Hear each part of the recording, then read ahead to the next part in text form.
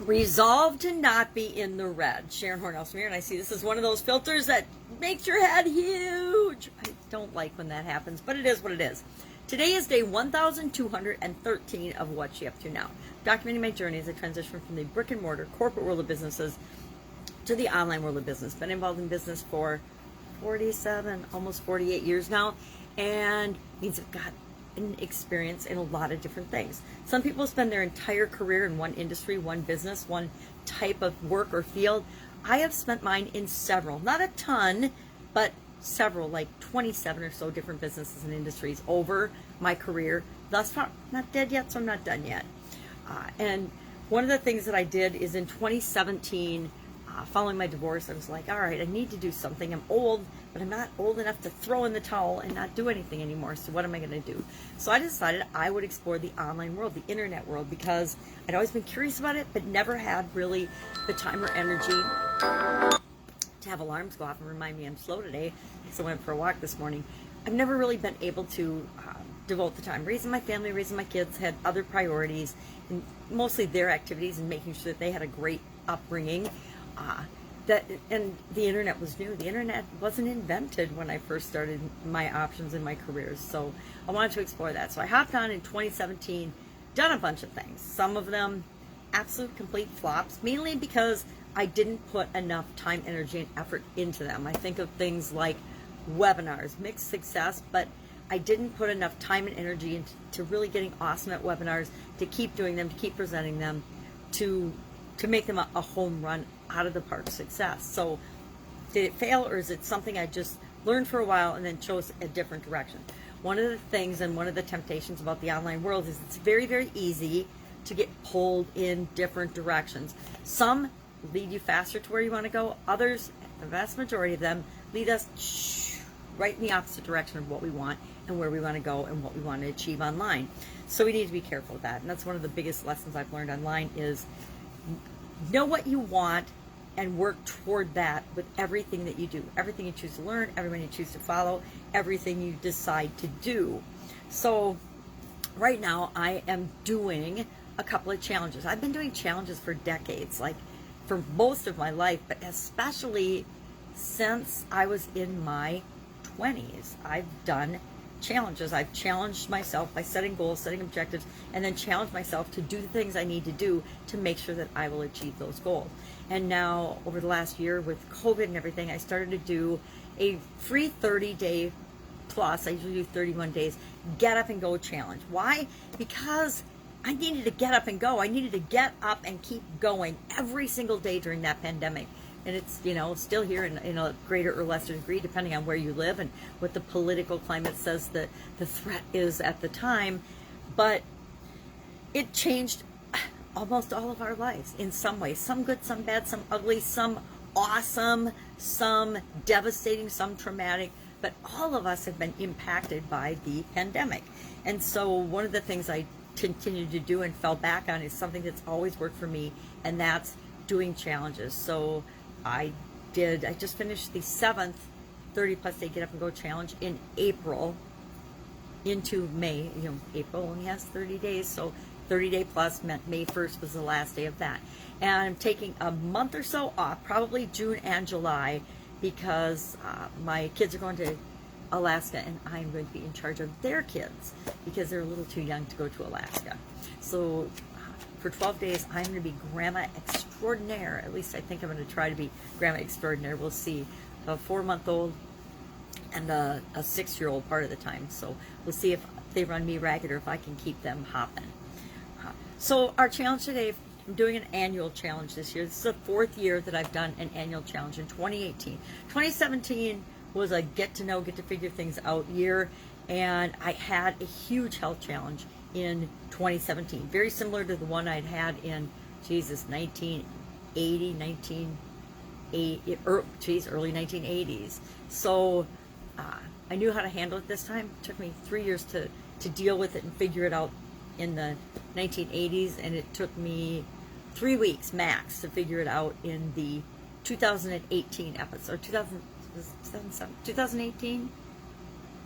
2017 episode. It was 2017. I actually hopped online became a certified partner for ClickFunnels, flew out to Idaho, got certified, did the training and the group participation, which was it was a great certification program. I wish they hadn't discontinued it because it really taught people how to do the thing that they sell and help others to do it successfully as well. Now, do you need to be certified to do it? No, absolutely, possibly not. There are hundreds of thousands, I think there's 100,000 plus people using ClickFunnels software now.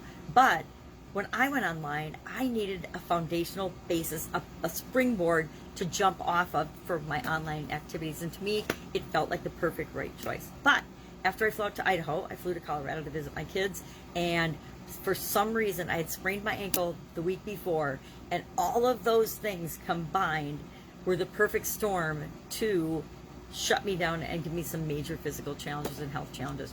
But unlike, in the early 80s when there was no internet, the internet existed, and so I could reach out and I could ask for help, I could research, I could find ideas of what to do based on my years of experience of what didn't work for me last time. The things that they did for me medically worked for a lot of other people, but they absolutely positively did not work for me. They made my problems worse.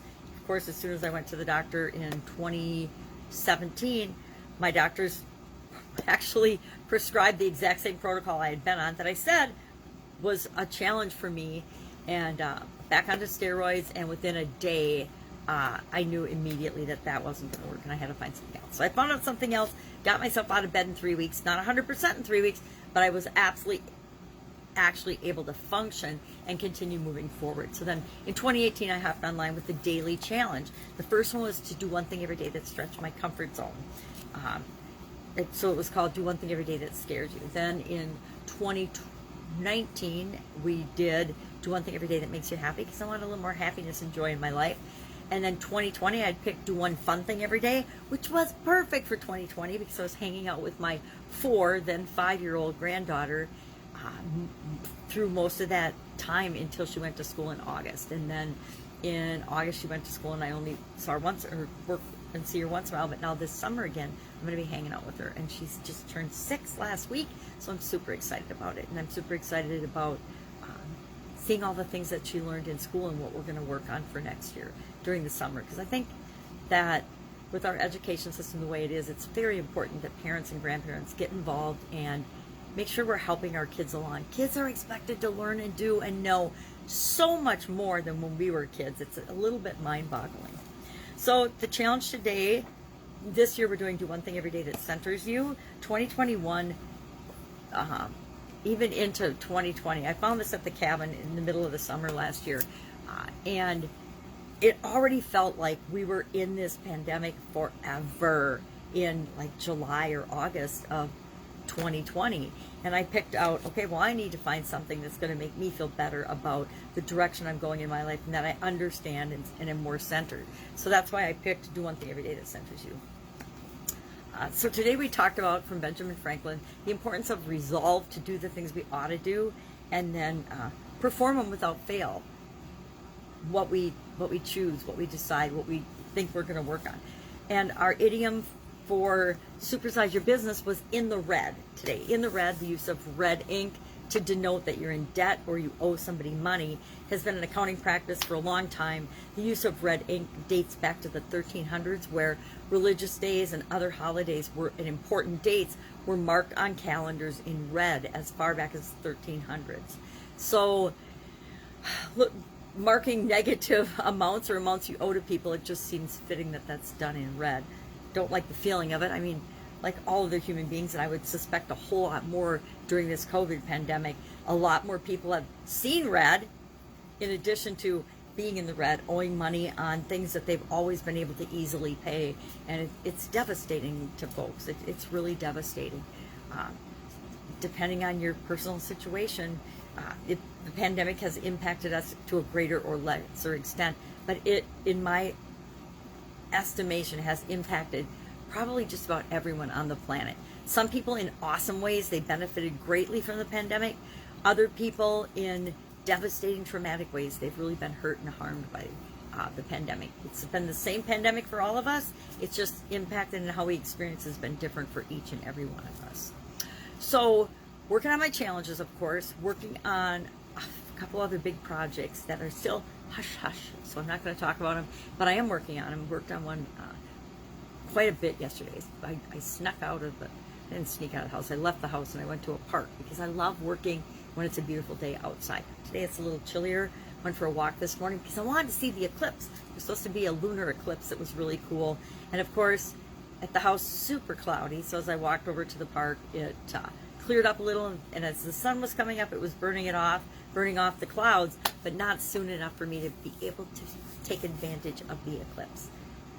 So I was a little sad about that, but I realized how much I like getting up and being outdoors in the morning to see the sunrise and walk around and get some exercise and things. So if I can help you in any way, if you've got a question that's just burning inside you and you don't know how to find the answer, you haven't been able to find the answer, just hit me up in the comments below. I might not have the exact answer for you, but I guarantee I can help you to take the next step, do the next step, know what the next step is. Because guess what? You already know what it is. So ask me in the comments below. Direct message me if you've got a question like that. And be advised that during June, I probably won't be able to make that offer and answer anybody's questions, as I'm going to be very, very busy with granddaughters. And you know what? I couldn't be more delighted. All right, have an awesome day. Try to keep yourself out of the red. Do whatever you can to be in the black and out of the red. And I will see you tomorrow, just to let you know what I'm doing as I transition from brick and mortar world to the online world, and from the online world back to the brick and mortar world. Because guess what? It's fluid. We can change our mind. We can go back and forth and back and forth. And we can be in both at the same time. That's my favorite. Have an awesome day.